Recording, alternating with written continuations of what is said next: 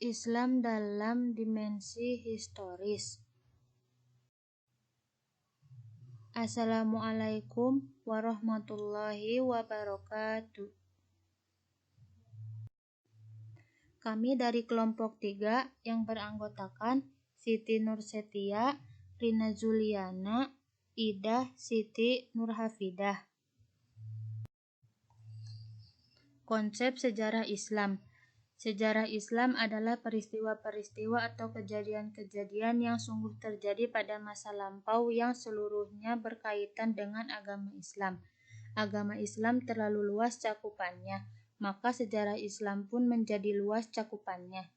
Di antaranya berkaitan dengan sejarah proses pertumbuhan, perkembangan, dan penyebaran Islam, tokoh-tokoh yang melakukan perkembangan dan penyebaran agama Islam, sejarah kemajuan dan kemunduran yang dicapai umat Islam dalam berbagai bidang, seperti dalam bidang ilmu pengetahuan, agama dan umum, kebudayaan, arsitektur, politik, pemerintahan, peperangan, pendidikan, ekonomi, dan lain sebagainya. Konsep sejarah dalam Islam sebagaimana diungkapkan Al-Quran berkaitan dengan fungsi manusia sebagai khalifah. Secara tidak langsung hal ini menyiratkan bahwa manusia berperan untuk menciptakan perubahan. Untuk itu perlu sekali menengok peristiwa-peristiwa yang terjadi pada masa lampau karena sejarah memberikan mau'idah atau pelajaran yang membuat manusia sadar akan perannya. Budaya Islam versus budaya Arab. Pada dasarnya, agama dan tradisi adalah dua dunia yang berbeda, masing-masing mempunyai independensi. Wilayah agama berasal dari normativitas wahyu dan tradisi berasal dari buatan manusia. Oleh sebab itu, tradisi cenderung berubah sesuai dengan perkembangan waktu dan perubahan zaman. Nah, hal ini yang memungkinkan untuk ada asimilasi perilaku beragama dalam kehidupan sehari-hari yang disesuaikan dengan tradisi yang berlaku. Pada masa klasik Islam, pusat pemerintahan hanya satu dan peran Arab di dalamnya sangat dominan. Semua wilayah kekuasaan Islam menggunakan bahasa Arab. Semua ungkapan-ungkapan budaya diekspresikan melalui bahasa Arab. Faktanya bahasa Arab adalah bahasa Islam, bahasa Al-Quran dan bahasa hadis atau sunnah. Arabisme adalah wadah Islam yang pertama. Rasulullah adalah orang Islam, para sahabatnya yang terdidik di pangkuannya juga orang Arab.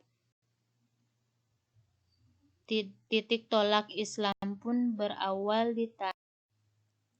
Untuk membedakan mana budaya Islam dan budaya Arab adalah dengan cara membandingkannya dengan Al-Quran dan hadis. Jika ada dinyatakan di dalam Al-Quran maupun hadis, maka itu pastilah budaya yang diturunkan dari ajaran Islam. Sebaliknya, jika tidak ada rujukannya dalam Al-Quran maupun hadis, maka itu pasti bukan budaya yang disebabkan oleh ajaran agama Islam. Islam tidak identik dengan Arab, karena tidak semua bangsa Arab pasti beragama Islam. Banyak pula anggota masyarakat yang berasal dari bangsa Arab, namun tidak beragama Islam atau non-Muslim. Disebut sebagai budaya Arab karena kebudayaan ini tumbuh dan berkembang di tanah Arab. Sering juga disebut kebudayaan Timur Tengah atau budaya padang pasir. Disebut sebagai budaya Islam, kebudayaan ini memang lahir di tanah Arab dan ajaran Islam sangat berperan dalam mempengaruhi pertumbuhan kebudayaan ini. Kebudayaan Islam adalah kebudayaan yang mutlak bersumber dari ajaran Islam, yaitu Al-Quran dan hadis atau sunnah. Membangun universalisme Islam. Menurut As'ad Said Ali, universalisme sebagaimana pemikiran Abdurrahman Wahid merupakan nilai-nilai yang ada dalam Islam. Disebut sebagai nilai yang universal karena menjadi tujuan syariat Islam.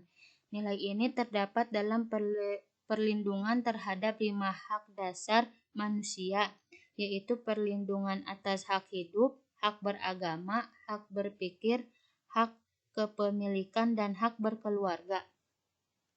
Universalisme Islam menampakkan diri dalam berbagai manifestasi penting.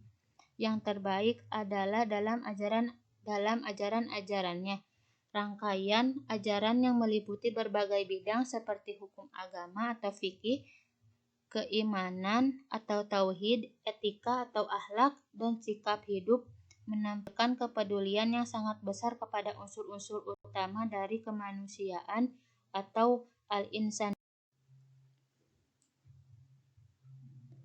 Menurut Abdurrahman Wahid, universalisme Islam tampil sebagai sebuah ajaran yang sempurna dalam 5 buah jaminan dasar.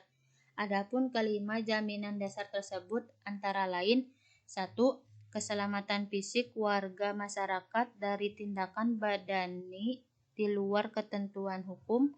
2. Keselamatan keyakinan agama masing-masing tanpa ada paksaan untuk berpindah agama. 3. Keselamatan keluarga dan keturunan. 4. Keselamatan harta benda dan milik pribadi di luar prosedur hukum. 5. Keselamatan profesi.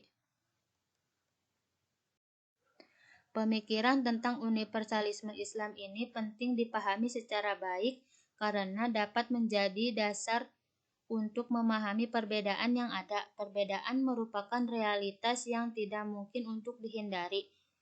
Sikap yang bijak adalah bagaimana memahami perbedaan sebagai bagian yang tidak terpisahkan dari kehidupan.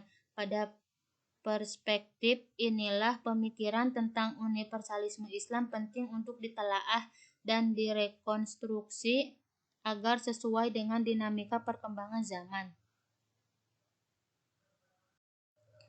Babakan sejarah peradaban Islam. Di kalangan sejarawan terdapat perbedaan pendapat tentang saat dimulainya sejarah Islam. Secara umum perbedaan itu dapat dibedakan menjadi 3 macam. Pertama, sejarah umat Islam dimulai sejak Nabi Muhammad SAW menerima wahyu pertama kali. Menurut pendapat ini, selama 13 tahun Nabi di Mekah telah lahir masyarakat Muslim meskipun belum berdaulat. Kedua, sejarah umat Islam dimulai sejak Nabi Muhammad SAW hijrah ke Madinah, karena umat Islam baru berdaulat di Madinah. Ketiga, peradaban Islam dimulai sejak Nabi Adam karena semua nabi yang diutus oleh Tuhan kepada manusia semuanya adalah Islam atau Muslim. Di samping perbedaan pendapat itu, sejarawan juga berbeda pendapat dalam menentukan fase-fase atau periodisasi sejarah Islam yang dibuat oleh ulama Indonesia. Menurut A-Hashimi, membagi periodisasi sejarah Islam adalah sebagai berikut.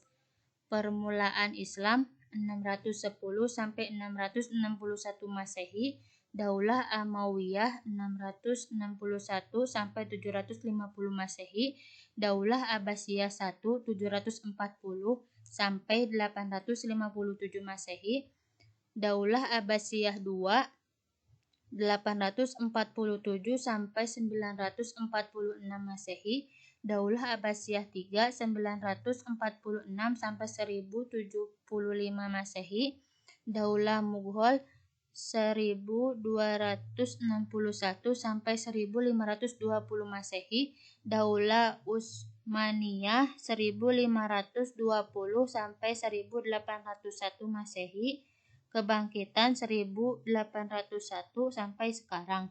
Sedangkan Harun Nasution membagi sejarah Islam menjadi 3 periode, yaitu masa klasik 650 sampai 1250 Masehi, pertengahan 1250 sampai 1800 Masehi, dan modern 1800 sampai sekarang. Sekian dan terima kasih. Wassalamualaikum warahmatullahi wabarakatuh.